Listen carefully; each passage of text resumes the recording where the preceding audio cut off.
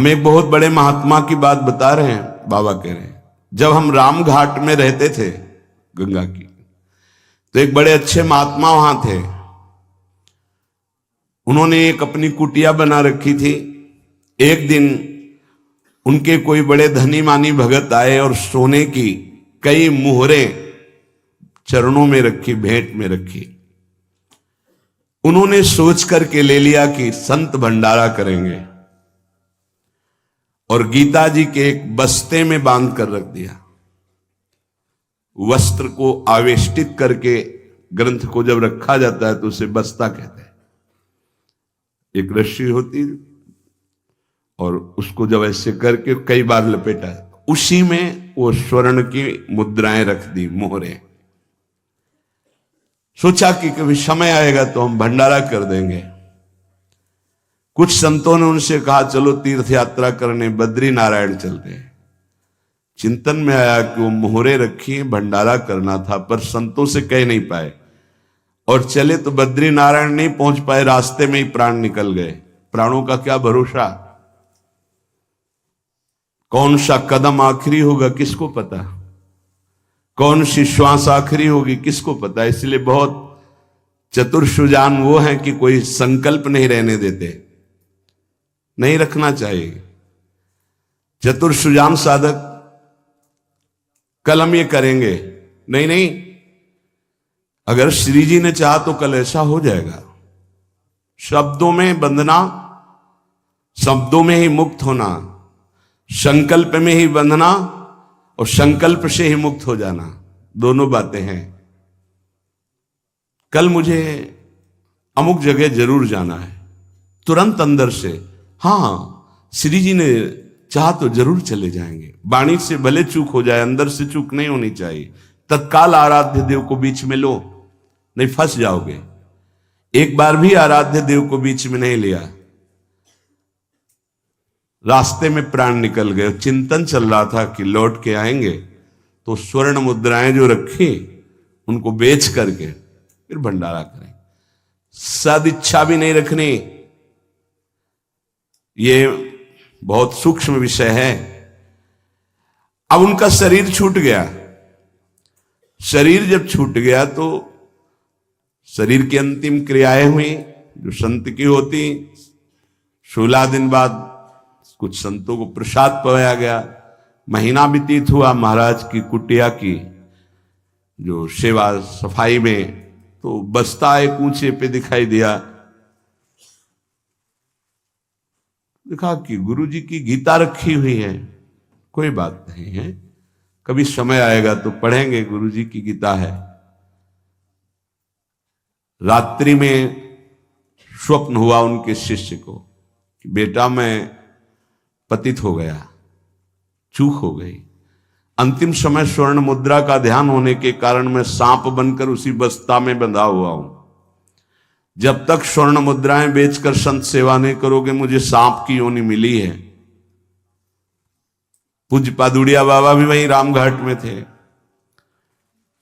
उन्होंने स्वप्न सुनाया कि ऐसा ऐसा गुरुजी का स्वप्न देखा। तो सब संत एकत्रित हुए, सबके सामने जे ही बस्ता खोला गया, से ही नवीन अवस्था का सर्प फड़ काट के खड़ा हो गया। स्वप्न सच्चा निकला, क्योंकि वो आदेश हुआ था गुरु जी का। वो एक स्वप्न नहीं था, वो एक आदेश था। इसलिए सब संतों को एकत्रित किया था कि ऐसा कुंडली मारे फन काढ़े उन्हीं स्वर्ण मुद्रा के ऊपर। वही महात्मा जी चूंकि स्वप्न में बता चुके थे। उस वस्त्र में देखा गया कोई छिद्र नहीं था जिससे सर्प घुसकर पहुंच सके स्वर्ण मुद्रा तक, क्योंकि कई लपेट होते हैं बस्ता में। ये देखकर सब महात्मा आश्चर्यचकित हो गए कि भाई थोड़ी सी असावधानी हुई कि स्वर्ण मुद्रा का चिंतन मना तो सर्प होकर के गुरु जी को बैठना पड़ा।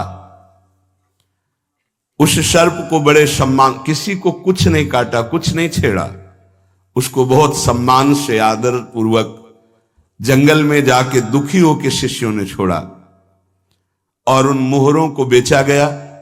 संत भंडारा हुआ, उनकी जो ही वासना की पूर्ति हुई, ये वासना बन गई थी। तो ही शरीर छूटा उनका और अपनी गति को प्राप्त हुए। इसलिए उपासक, ये सद्वासना थी। सद्वासना जब बंधन को प्राप्त करा सकती है तो असद्वासना कौन कौन सी दुर्गति देगी, ये बहुत सूक्ष्म विषय है। एक महात्मा पधार रहे थे तो वृक्ष के नीचे लेटे थे, ऊपर आम का फल था। पके हुए आम के फल में दृष्टि चली गई, अंतिम समय, तो उसी में कीड़ा बनकर आम के पेड़ में आए। शिष्य समर्थ थे, उनको ध्यान के द्वारा जब पता चला तो उन्होंने फिर भजन बल से अपने गुरु जी का उद्धार किया। कई बार ऐसा देखा गया है कि शिष्य के द्वारा गुरु को भगवत साक्षात्कार होता है। सुतीक्ष्ण जी को पहले से ठाकुर जी का साक्षात्कार हुआ, साथ लेकर फिर अपने गुरु जी के पास साक्षात्कार करवाने प्रभु को गए।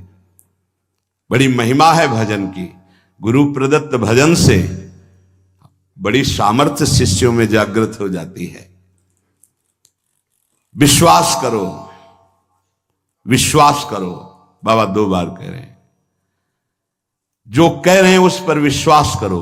कोई वासना मत रहने दो, ढूंढ ढूंढ करके वासना को नष्ट कर दो। तुमसे ना नष्ट होती हो तो गुरुजनों के सामने रख दो, प्रभु के सामने रख दो। प्रभु इस वासना को नष्ट कर दो। देख लो, भंडारे की वासना ने सांप बना दिया, मृग की वासना ने मृग बना दिया, हिरन बना दिया। हमारी इतनी वासना है, हमारा क्या होगा? कभी विचार किया है अंदर बैठ के? कितनी बाजार लगी वासना की। ये सब वासनाएं कट जाएंगी यदि एक सूत्र रख लो, श्री जी की इच्छा। ऐसा करेंगे, हाँ, श्री जी की इच्छा से, अंदर से ऐसा, हाँ, प्रियाजू की जैसी इच्छा। वो तुम्हें बांध ही नहीं पाएगी कोई वासना, क्योंकि प्रियाजू प्रधान हो गई है। उपासक प्रभु को भूल जाता है।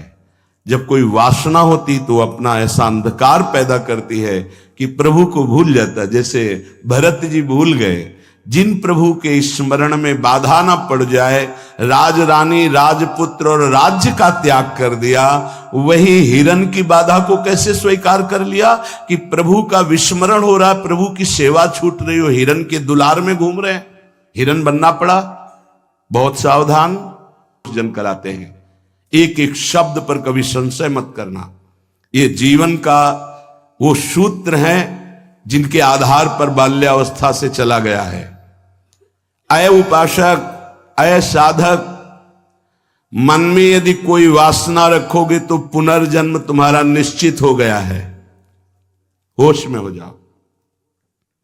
वासना, ये भोग लूं, ये देख लूं, ये चाहत है, इसके सिवा हम नहीं कुछ पसंद करते, इसके बिना हम नहीं जी सकते, ये सब वासना।